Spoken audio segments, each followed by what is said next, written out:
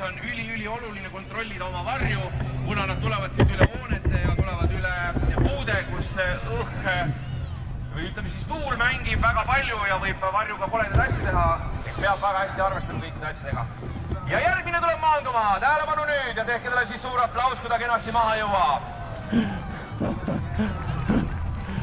Ülioluline on õigel hetkel pidurdada. Nagu nägite, siis ta pidurdas oma hoo maha ja tuli ilusti pehmelt maha, nagu astuks trepist alla.